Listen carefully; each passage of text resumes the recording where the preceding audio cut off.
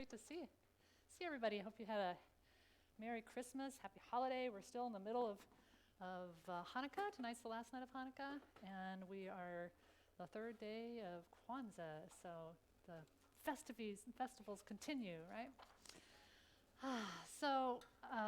It is our last Sunday of the year, and we have been having a really powerful time, I think, with our theme this year, spirituality in action. And this last month, we've been focusing on a different holiday, a different celebration every weekend for the month of December, because December is just a chock full of all kinds of celebrations for all types of cultures and religions and peoples. And so we've been just highlighting some, and the focus and the theme of these celebrations that we've been talking about has been light and hope and faith. And so today we're finishing up this series with Kwanzaa, and we're also going to have our releasing ceremony, our dissolving. What is it that you want to release and let go of to begin the new year? So we'll be all ready for New Year's. So I've shared this quote each week, and I think it's really just a powerful one that focuses us about why it is that we highlight these different holidays and religions. And it's from Dr. Holmes, our founder. He says, "Science of mind is not a special revelation of any individual. It is rather the culmination of all revelations. We take the good wherever we find it, making it our own insofar as we understand it. The revelation that good is universal, and that as much good as an individual is able to incorporate into their life is theirs to use, is what constitutes the science of mind and spirit." So where we can find that good, how it is that we can bring it into our life, is available to us in all kinds of different ways.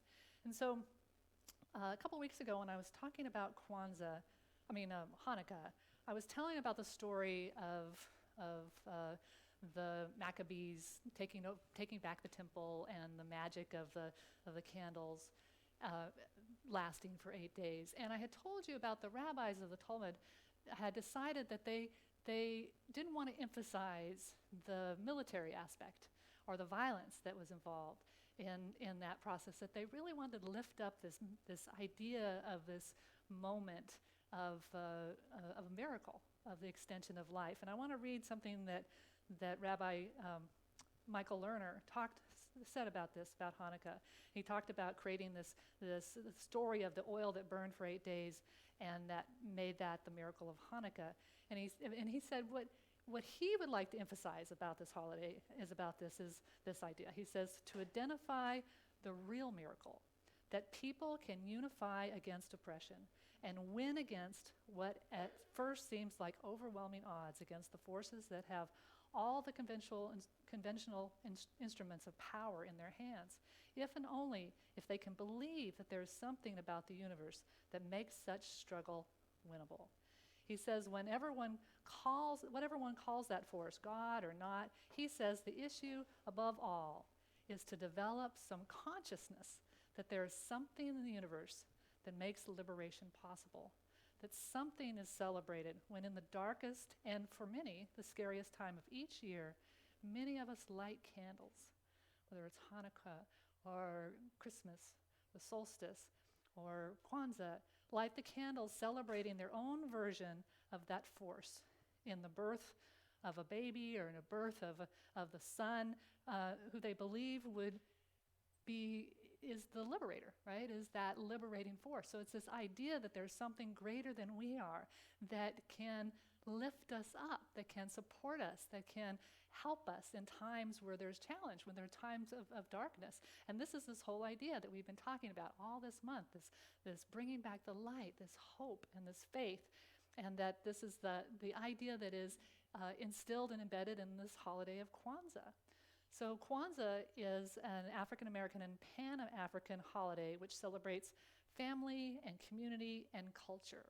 And unlike other holidays that we've been honoring, Kwanzaa is not a religious holiday. It's a cultural holiday that's celebrated in the U.S. and in other areas, mostly outside of Africa, where people of African descent live. And it's about honoring the African heritage. And it's from December 26th to January 1st. And it was created by Dr. Maulana Karenge and was first celebrated in 1966, December 1966, and January 1st, 67. It has 7 core principles, which we just sang about. And Karenga calls these the best of African thought and practice in constant exchange with the world. And so these ideas are universal. Right? These principles can be found in all cultures and all religions. But I want to be mindful of what Kwanzaa is actually about and how it was created. And if you think about at that time, in 1966 and 67, that was at the height of the civil rights movement. And so African Americans were beginning to, not just beginning to, we're continuing to, but in some ways, stand up for the rights and the rights that they were due in the United States. And if you think about what happened to the African culture, I'm from European descent, and so my ancestors, when they came to the new land, which wasn't new, but when they came to America, they brought their culture with them. They brought all the language, all the holidays, they renamed everything to European names. They brought their culture with them. So there was this. So I have all that culture within me. I was brought up with it. Those who were brought here against their will and who were enslaved from Africa didn't have that same experience, didn't have that same opportunity. They were taken away from their culture. They were taken away from their language, from everything they knew, from whatever was familiar, and inserted into an unfamiliar culture. And in that process, we're told that they either didn't have a culture, that their culture, that they didn't have art or science or richness, and so this idea of Kwanzaa became about reclaiming the richness of that culture, reclaiming the culture and the art and the creativity and the value and all that should have been a part of them from the very beginning. And so in that, I'm aware that this is a holiday for those of African descent, that it's important to have that awareness and that understanding. And yet, all of us, because they're universal principles, all of us can also benefit from appreciating the culture, by appreciating these principles, by finding value in them for ourselves. And so I wanted to just go over each of these principles and talk about the historic meaning from the African culture and for African Americans or those of African descent, and then the universal principle that goes along with that for anybody to be able to celebrate and to be a part of. And so Malanga Karenga he is still a professor of Africana Studies at California State University in Long Beach. And he's an author and a scholar activist, and he stresses the indispensable need to preserve, continually revitalize, and promote African American cultures. And so its origins are in the first harvest celebration of Africa, from which its name becomes the name. The name Kwanzaa is derived from the phrase Matunda ya Kwanzaa, which means first fruits in Swahili, the Pan-African language, which is the most widely spoken African language. And so the first one, and Nina was good at helping us pronounce it, that it's Umoja, which means unity. And this is what it says in the original principles: to strive for and to maintain unity in the family, community, nation, and race. And so again, we see this in the context. We see this in the context of the African American community, who oftentimes were torn away from their family, from their culture, from their community. And so this is, again, coming back to that awareness of how important family and community and connection and maintaining that unity in the African American community. And so for us, what do we know about unity? Of course, unity is a very big principle, and we've been talking about it all year. And so we lift that up into the idea of this divine unity with with our source and with each other, that there's a oneness and a connection. And so this is a principle that is a powerful principle for us to bring forward and to celebrate in our own lives, in our own way. So that second principle, which again is, you said it so well, kuchichagulia, which is self-determination. And so in the Kwanzaa principles is to define and name ourselves, as well as to create and speak for ourselves. This is self-determination. And again, in the context of this history where African Americans, those who were enslaved, didn't have any self-determination, didn't have any freedom. And so it's calling back this idea of having this self-determination, the ability to make choices and choices about your life. And so this is a huge principle, right? Our principles celebrate this idea of self-determination, that we have choice in our life. Dr. Chris Michaels, in his book, Your Soul's Assignment, says this. He says, you have been set free on the sea of life with your own vessel. You are the captain of your soul. You determine your worth. You define what has value. You decide what to create. This is the greatest gift that the Creator gave you, the gift of self-determination. So how powerful this idea is for all of us to remember that when we forget from a spiritual place where we come from. We forget that we are divine expressions and that the self-determination is a divine right within us. And that self-determination is about our thoughts, about having control of the choices that we make about what we believe and how we think and how we express ourselves and how we understand what's going on in our world. So this is a self-determination that is a universal spiritual principle that we lift up. The next one is Ujima, which means collective work and responsibility. So collective work and responsibility. And so the definition of that is to build and maintain our community together and make our brothers and sisters' problems our problems and to solve them together. So again, you take that in the context of the African American community, that this is a powerful thing to be able to lift up a community of people and to honor and to support and to respect and to bring together this ability to solve our problems together, to have power in this experience of collective work and responsibility. So Reverend Dr. Michael Beckwith says this in his Mind, Fast, Soul Feast. He says, where you put your attention, there is your power. Why? Because where you place your attention, you invest your energy, and energy empowers your life. The words you speak are filled with your energy. The truth contained in your words determine their vibratory potency to the degree that you attune yourself to the vibratory frequency of love, of compassion, of truth, of discernment, and honesty.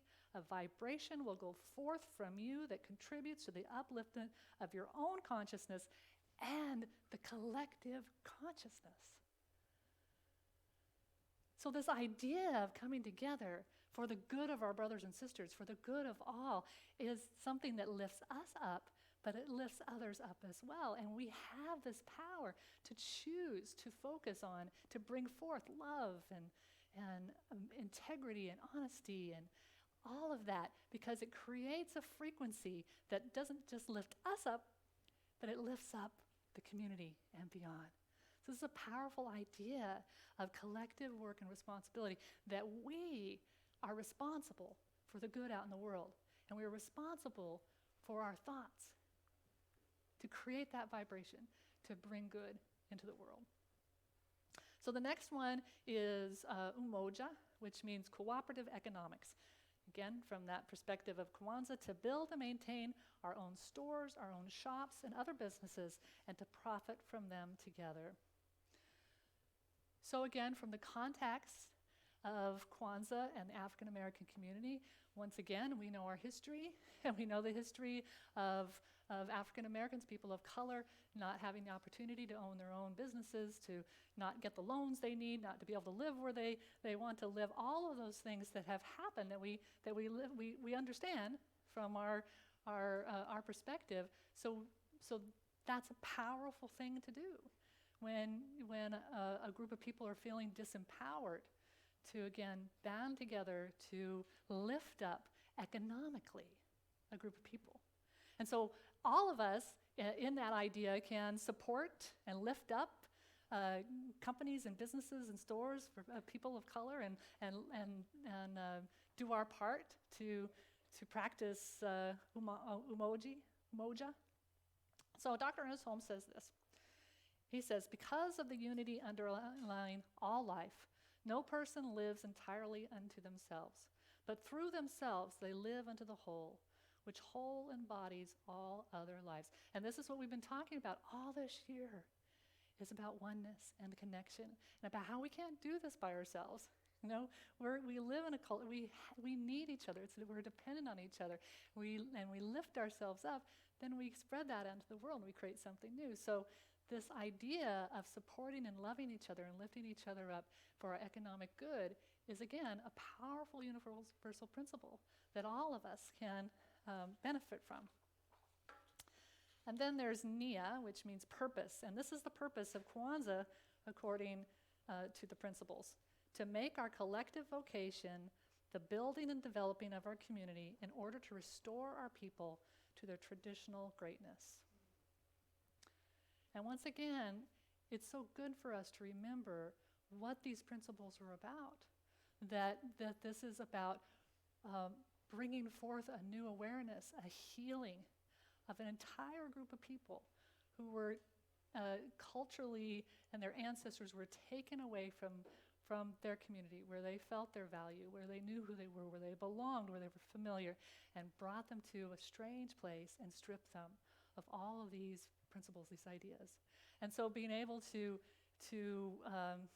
have this purpose of building and developing our community in order to restore our people to their traditional greatness, that is a powerful idea to bring forward.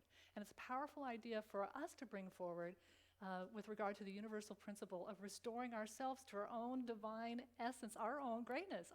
We forget too. See, these are universal principles that can apply to every person who has forgotten the divine essence within, who has been taken away from that familiar place of the divine truth, the divine being of who we are, and to come forward and to restore our own selves to the awareness of the divine essence of who we are. It's a powerful principle, this purpose of Nia. Christian Larson said in his book, The Pathway of Roses, when you begin to live and work for a great purpose, you get into the current of great focus, great minds, and great souls. You gain from every source. All the powerful lives in the world will work with you. You become a living part of that movement in the world that determines the greater destiny of human. You become one of the chief elements upon which will depend the future of countless generations yet to be. You become one of the chosen of the Most High. This purpose of awareness of the divine within. And then the next one is kuumba, creativity. So to do always as much as we can in the way we can in order to leave our community more beautiful and more beneficial than we inherited. What a powerful, so Kwanzaa isn't just about remembering and restoring. It's about creating and bringing forth something for the future, about creating something more beautiful, and something that the children can experience and have more experience of. And so this idea of creativity and beauty, that's one of our core values, is beauty, to bring forth the creativity and the beauty that we are. And Dr. Ernest Holmes says, you exist so that divine feeling, fire and imagination, and creativity may be expressed through you. The Spirit comes to you with a new and fresh creativity. You need not ask what others have done or how they have done it, Be yourself and express life as you find it. Never imitate. Trust the self. Find the self in God and God in the self. This idea that we each have an individual creative aspect that creates its own expression of beauty and light and love. Powerful principle for us to focus on as we begin to move into our new year. And the final one, Imani, which means faith. I have a friend named Imani, so I know it's faith. To believe with all our hearts to believe with all our hearts in our people, our parents, our teachers, our leaders, and the righteousness and victory of our struggle. And again, if we can breathe into that, it's the original meaning for the African American community of believing in themselves, believing in their teachers and the people that their parents and the leaders, and that this is a righteous focus to bring forth that value and that good. I was reading a blog post from the Black Teacher Project. It's where it's about lifting up Black teachers and bringing more and more into the community. And some of the statistics are really interesting as far as that Black teachers will often, they see their Black students in a different way. They often recommend them for advanced studies more often than white teachers. And actually, Black teachers have a high rating among all people of color, and white people too. I mean, all people of all different colors. And so that's just like one area, right, of being able to lift up and bring forward, because what we know in our teaching is about a mental equivalent. So the mental equivalent means that when we see it out in the world and we can know that it's ours to be or ours to do, that we have a certain container for our good. And if our container is really small, then that's all we can ever draw to us. And so when we have a greater mental equivalent, when we see others out in the world who look like us, doing the things that we want to do. I've told you this story before in my own personal experience. I didn't even know I could be a minister until I saw a woman minister up on a pulpit. Expanded my mental equivalent to something I didn't even know existed. And so that's true for every person. Barack Obama being elected president opened up a whole idea that a person of color could be president. And so this idea of expanding into our own mental equivalent in our world of what is valuable, what it is for us to do, and feeling into that faith, again, of the truth of who we are. So Robert Bitzer says this: there is something within you which is perfect, has infinite possibilities, can never be weak nor discouraged.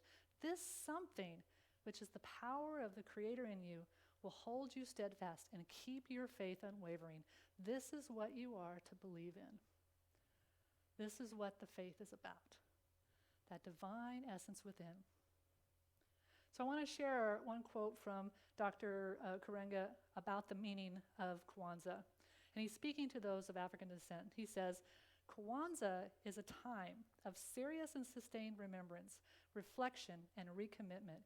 It calls on us to sit down and to meditate deeply on the awesome meaning and responsibility of being African in our community, society, and the world. It requires us to remember that we are heirs and custodians of a great legacy, and we must bear the glory, beauty, and burden of that legacy with strength and dignity and determination. So when you get down to it, Kwanzaa is about remembering who you are. It's about remembering who you are, about the divine perfection that is within. And for me, it inspires me to honor and appreciate the African culture, the African American culture, but also to remember who I am as a divine expression of God, as we all are. And what this theme has been all through the month, about being light, that we are light, that we are that expression of that light. And so as we celebrate and honor this beautiful tradition of Kwanzaa, and we move into our time of our ceremony of releasing, I'm going to ask Nina to come up. She's going to play some background music, and Tamara's going to put a little warm water in our bowl. And maybe Karen, you can hand out the papers that these are papers. Don't get these papers wet just yet. So what I'd like us to do is just kind of think back over our year. And we're going to do a little meditation in a moment, but I want to make sure that we're all set with our paper. I think we'll have enough.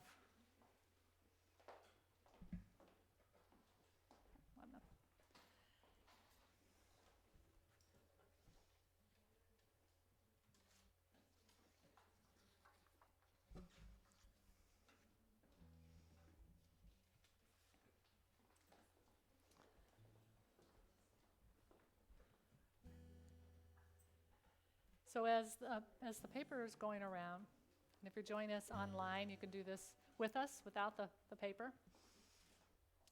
So I just want you to think about, just think about the year 2019. You might close your eyes. And just go over all the events. You know, one of the things that we want to remember is that when we do this ceremony, or whenever we release what is no longer useful to us, it's not about pushing it away. It's not about, getting rid of it. And there's this moment. What I would like for you to do in this very moment is kind of befriend your year of 2019.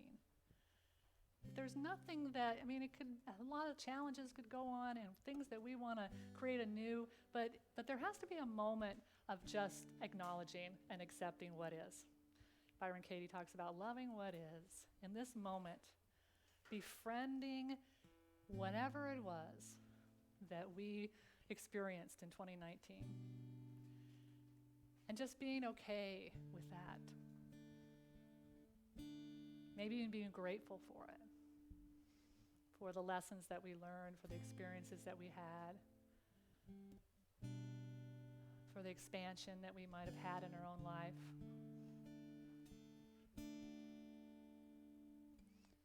And then as you do that, I'd like you to think about what is yours to do in 2020?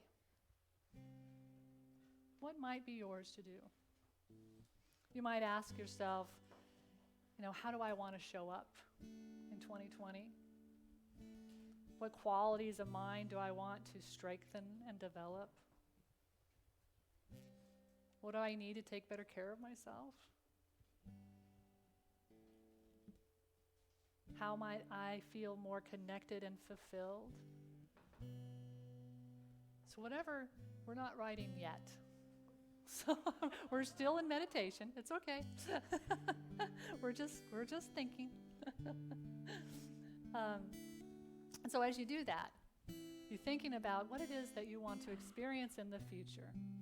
And this is where we ask the question, in order for this vision, for the way that God will express through me in 2020, what is it that I need to let go of?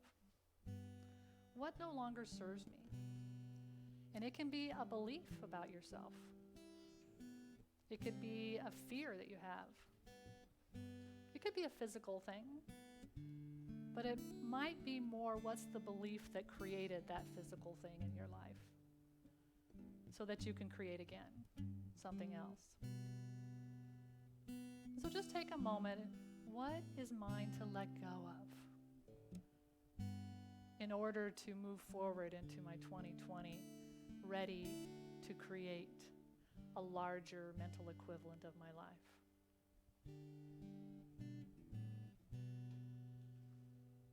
And when something comes to you, whether it's a quality or a belief or a physical thing or a fear, whatever it is that you're knowing what is yours to let go of, you write that down on the piece of paper.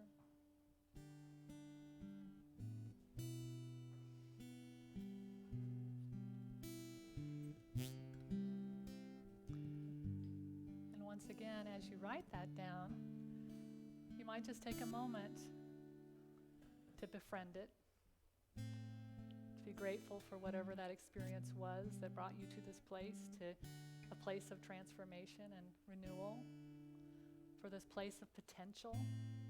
When one of the things that we practice and we teach is that principle is not bound by precedent. So whatever has gone on in the past doesn't have any power over how you create in the future, or what it is that you create in the future.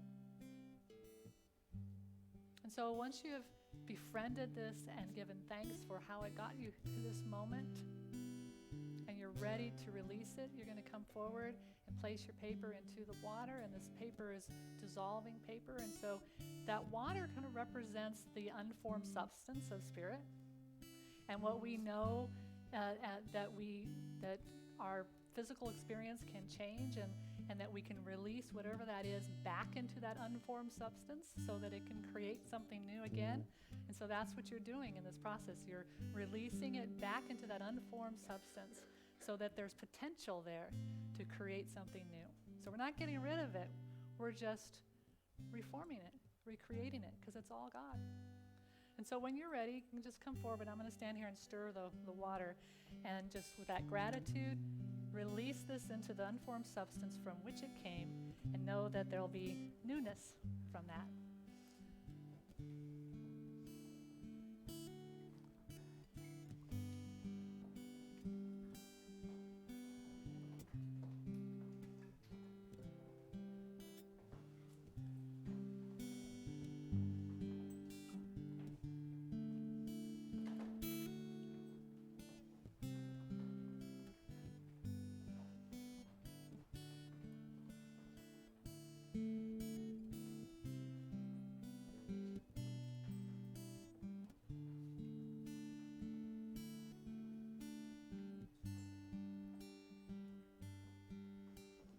Just stay in that silent place to contemplate, and we lift up everybody as they are releasing what is theirs to release.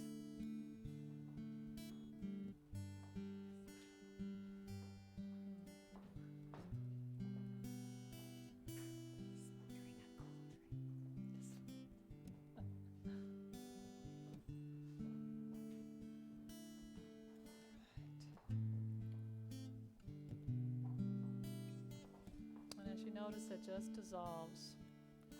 And that's just such a beautiful metaphor to remember as you do your prayer work, that whatever is in your physical form, you can just release it back into that universal energy and form. And so in this moment, there is a moment of newness. I want you to close your eyes again and just feel into the lightness of that, of letting go which no longer serves you, and the excitement of the truth of who you are and what is yours to do and be in 2020. And so I invite you over the next few days to feel into that creative energy, to imagine this bowl of unformed substance, and how you can take that substance and create something new, water a new idea, a new seed to create something new. And ultimately, at this time of year, we're remembering the ultimate truth of who we are, that we are light, that we are light. So to anchor that truth, Nina's going to sing with us, and we can sing together the chorus as she does around being light.